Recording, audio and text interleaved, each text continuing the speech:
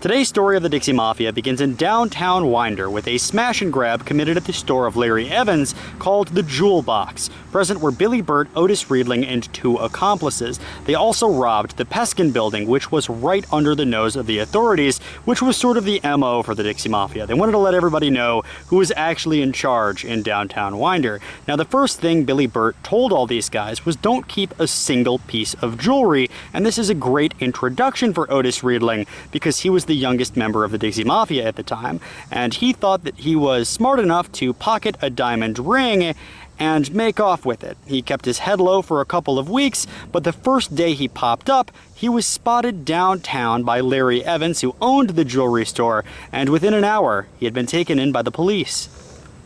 Now, Billy Birt naturally had his friend Otis's back. He went to the police station, he paid his bail, he got him out, and when they went to court, he claimed that the ring was actually his and that he had gotten it from a man named Willie Hester. Now, this immediately flustered the police because the district attorney and the police and the FBI were all looking to talk to Willie Hester because of a double murder that had been recently committed.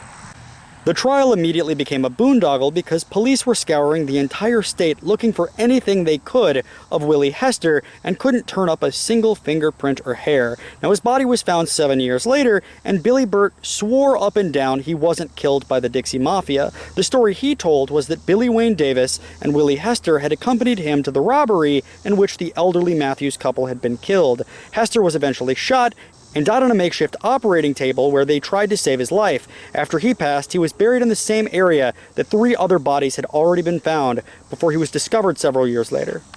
Now, you might be saying, no way. Obviously, Willie Hester was killed by the Dixie Mafia to silence him in his role about the double murder of the Matthews couple, but I don't think that Billy Birt would lie. After all, he was very open with how the young Otis Riedling had been killed right in front of him only a few years later. Unlike Billy Birt, Hester was a member of the Church of God of Prophecy, along with several other families in the Dixie Mafia. In fact, if you pan around here, you can see quite a few members of the Gaddis family who were very close with Billy Birt and his associates.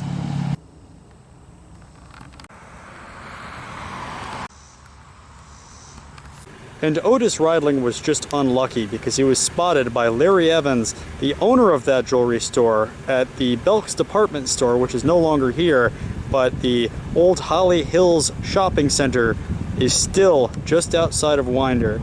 That's where he was spotted, and that's where the police arrested him. And we're driving through downtown Winder right now to the old Rock Solid Distillery, just so I can kind of show you. That is the distillery of Billy Sunday Birt's son.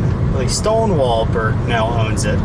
And I'd like to show you some sites related to the robbery that I just told you about. And I'm just heading over to the Peskins building in downtown Winder to show you where Billy Sunday Birt and Otis Riedling committed a smash and grab, but this shows you how small the town is. This is the old State Farm Insurance Company that Billy Birt bombed when the guy refused to give him his insurance money, and he later killed that man. And right over here is the Rock Solid Distillery owned by his son, and as I showed in my first video, the center of downtown is right over here.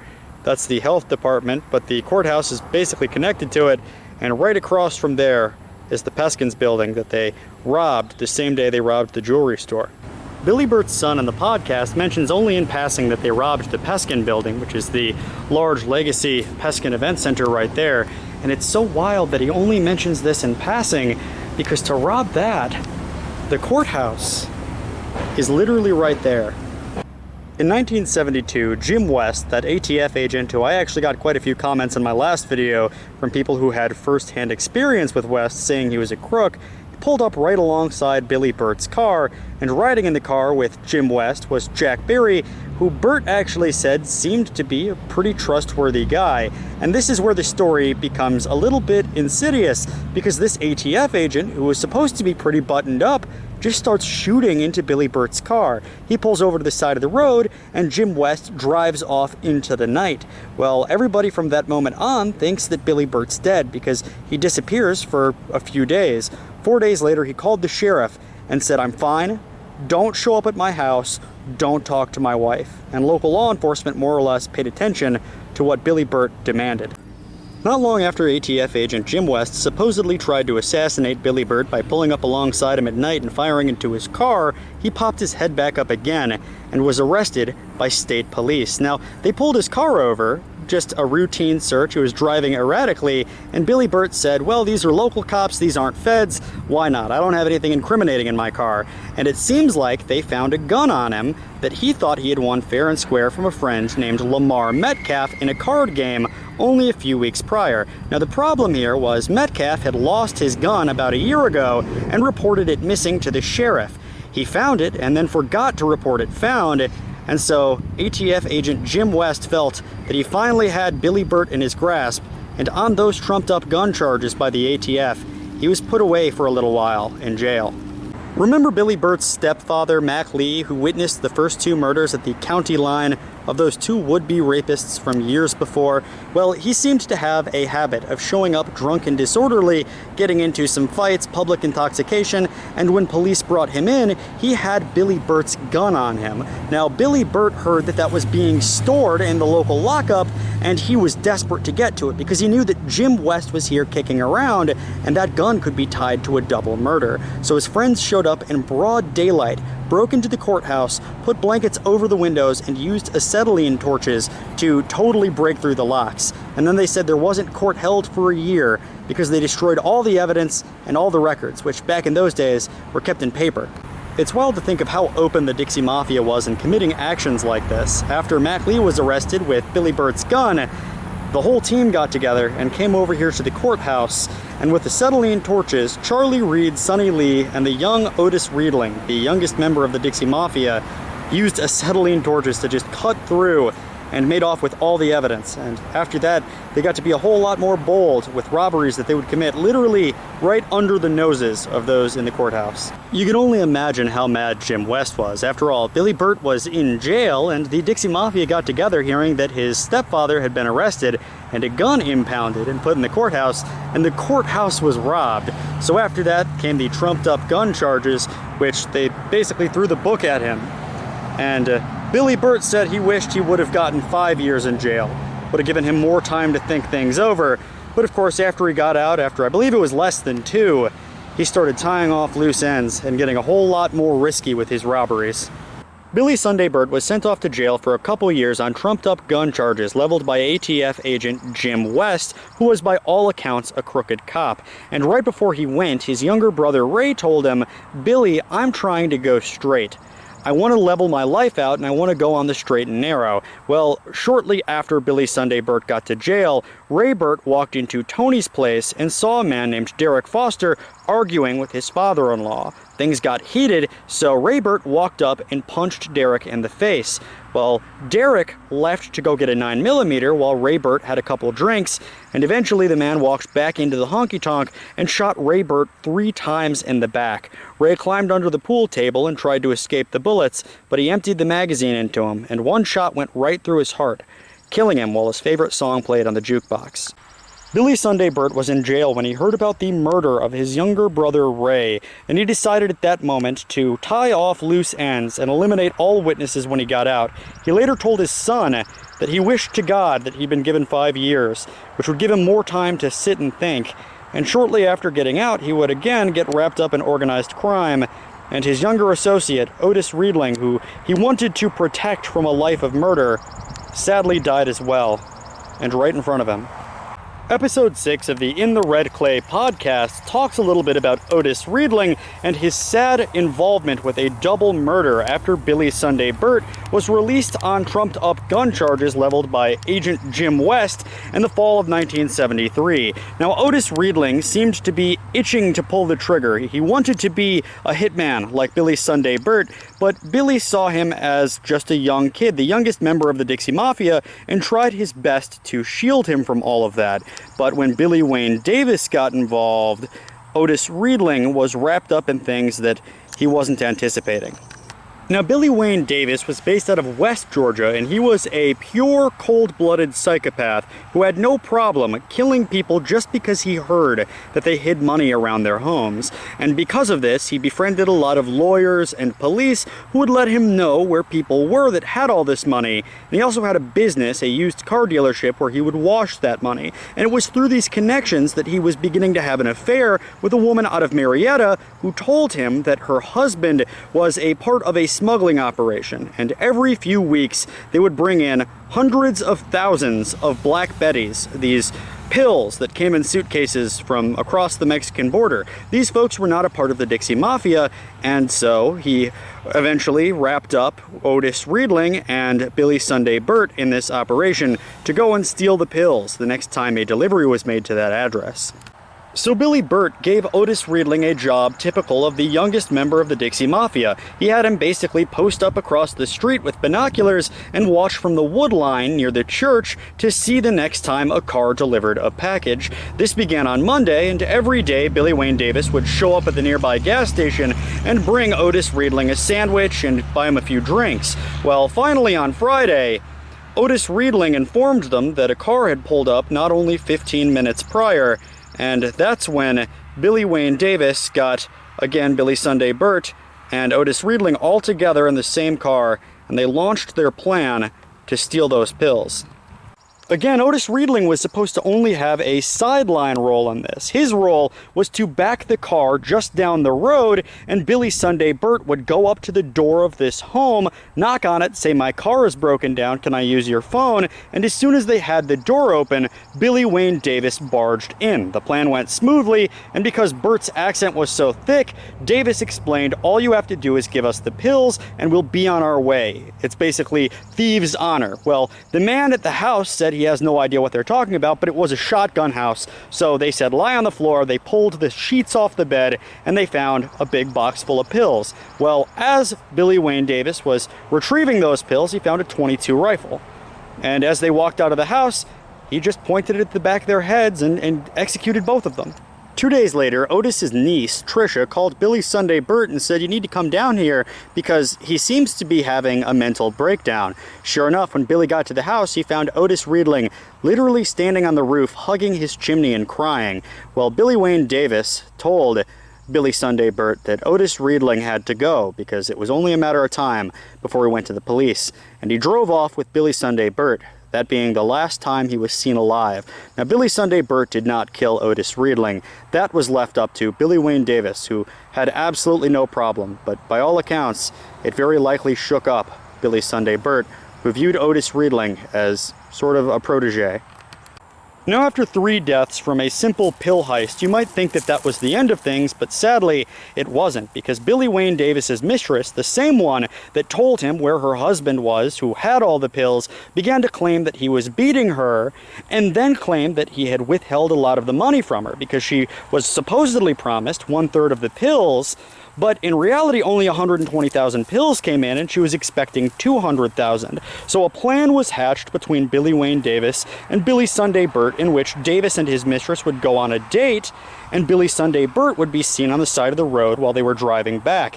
He would flag down Davis's truck and say, "My car broke down, can I have a ride home? I'm only 10 miles away." And when Davis's mistress approved, they drove her deeper into the forest, where she was strangled by Billy Sunday Birt and buried on the banks of the Mulberry River, right next to Otis Riedling. And in the podcast, Billy Sunday Birt's son claims that that's where she is today, implying she was never found.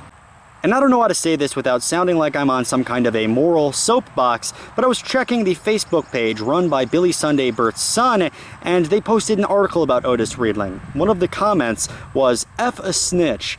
Now, Otis Riedling was basically a kid. He was the youngest member of the Dixie Mafia, and he just couldn't handle seeing 2 people executed in cold blood. And I think that a lot of true crime people, even in my own videos comments, still say, well, the Dixie Mafia is still awesome. And it's interesting, but there's so much pain and suffering, and I think that that's the true story of the Dixie Mafia. I mean, Billy Sunday Birt is buried right across from a man who would have grown up to be a close partner in crime, someone who he felt responsible for the death of.